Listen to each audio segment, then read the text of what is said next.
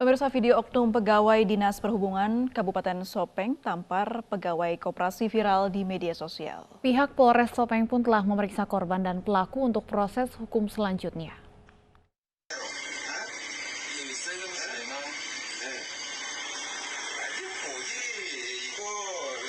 Inilah video oknum pegawai Dinas Perhubungan Sopeng yang menampar seorang pegawai koperasi yang viral di media sosial. Dalam video yang berdurasi 46 detik ini, seorang pegawai koperasi hendak menagih utang kepada oknum pegawai Dishub. Sementara itu, polisi sudah memanggil kedua orang yang ada dalam video untuk diperiksa. Korban ini melakukan penagihan kepada pelaku, namun di situ pada saat terjadi argumen ada ketersinggungan, sehingga oknum anggota Dinas Perhubungan ini melakukan penganiayaan terhadap korban.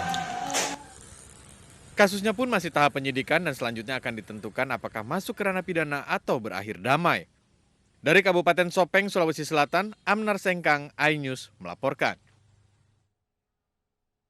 Pemirsa, kami memiliki informasi terbaru. Mantan Ketua Persatuan Islam Tionghoa Indonesia, Anton Medan, meninggal dunia. Ya, Anton Medan meninggal karena penyakit stroke dan diabetes. Anton Medan meninggal siang tadi di kediamannya di Cibinong, Bogor, Jawa Barat. Rencananya, Anton Medan akan dimakamkan di pesantren At-Taibin, Pondok Rajek, Depok. Kita ke informasi selanjutnya, pemirsa. Demi konten dan ingin tenar di media sosial, dua remaja di Pekanbaru nekat beratraksi di atas motor di jalan raya hanya dengan mengenakan pakaian dalam. Pelaku berhasil diamankan dan dijatuhi sanksi oleh petugas.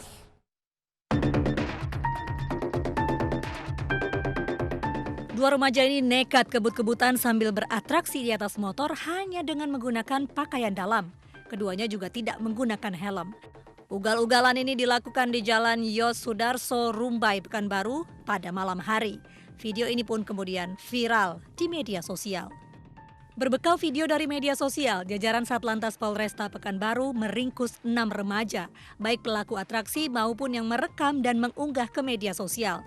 Karena pelaku masih di bawah umur, polisi menjatuhkan sanksi tilang dan memanggil orang tua pelaku. Untuk itu kami mengundang kepada orang tua untuk hadir ke sini untuk kami berikan klarifikasi terkait tentang anak beliau atau anak-anak orang tua tersebut, untuk kami beritahukan bahwasanya betul anak ini kita amankan untuk kita mintakan klarifikasi terkait dengan video viral di media sosial terkait dengan asis standing di atas motor tersebut. Para pelaku lantas diminta membuat surat pernyataan tidak mengulangi aksinya karena sangat membahayakan pribadi maupun pengguna jalan lainnya. Setelahnya mereka dikembalikan kepada orang tua masing-masing untuk dibina. Dari Pekanbaru Riau, Yusuf Marpaung, iNews melaporkan.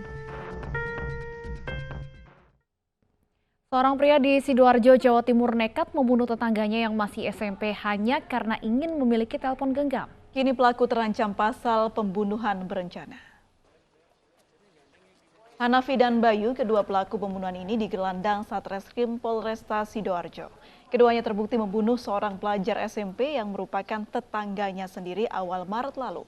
Pelaku nekat menghabisi nyawa korban dengan cara dijerat sarung. Usai beraksi, pelaku membuang jasad korban ke dalam parit. Boleh dikatakan bertetangga dan masih bau-bau saudara. Ini suatu keprihatinan, karena kalau dilihat ini hanya hal sepele. Kenapa saya katakan sepele? Hanya ingin menguasai HP dan sepeda motor sehingga sampai membunuh. Untuk memudahkan proses tilang dan mengurangi potensi penyalahgunaan kewenangan oknum yang tidak bertanggung jawab, tilang elektronik diberlakukan. Bahkan di Semarang, Jawa Tengah, kamera dipasang di kendaraan patroli untuk merekam pelanggar lalu lintas.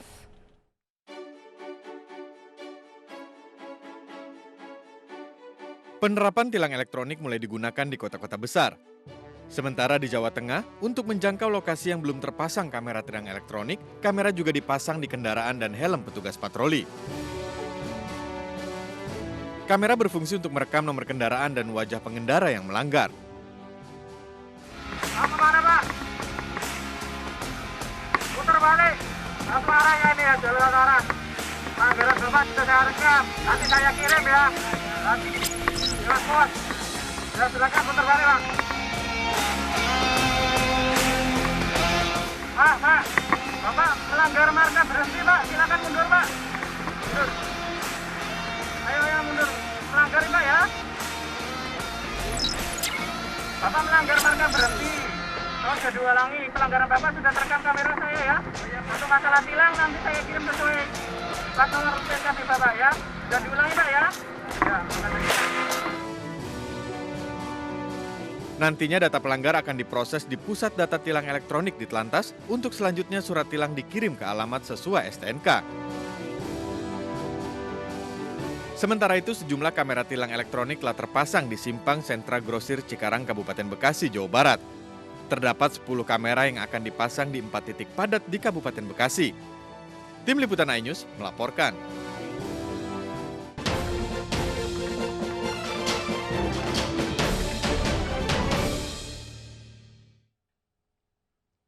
Kawasan wisata Likupang di Kabupaten Minahasa Utara, Sulawesi Utara bersiap menjadi tuan rumah ajang Indonesia Triathlon Series 2021. Memastikan kesiapannya, Menteri Parekraf Sandiaga Salahuddin Uno melihat langsung ke lapangan sekaligus mencoba mini triathlon bersama atlet daerah. Setelah ditetapkan sebagai destinasi super prioritas, kawasan wisata Likupang terus berbenah. Berada di Kabupaten Minahasa Utara, Sulawesi Utara, kawasan ini sedang bersiap diri menyambut ajang Indonesia Triathlon Series 2021. Menparekraf Sandiaga Salahuddin Uno berkesempatan mencoba mini triathlon yang dimulai dari bibir pantai Paradise.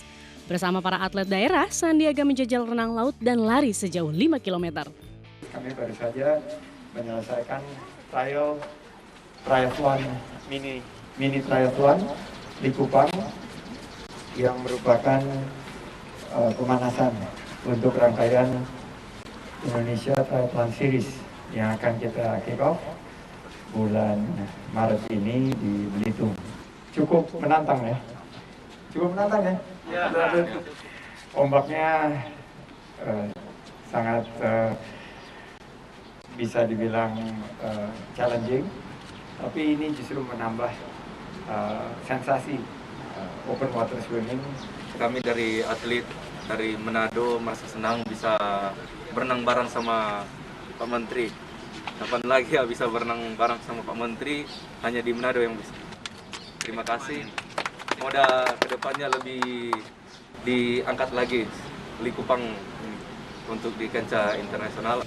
Indonesia Triathlon Series merupakan kolaborasi antara Kementerian Pariwisata dan Ekonomi Kreatif dengan pemerintah daerah dan komunitas Indonesia Triathlon.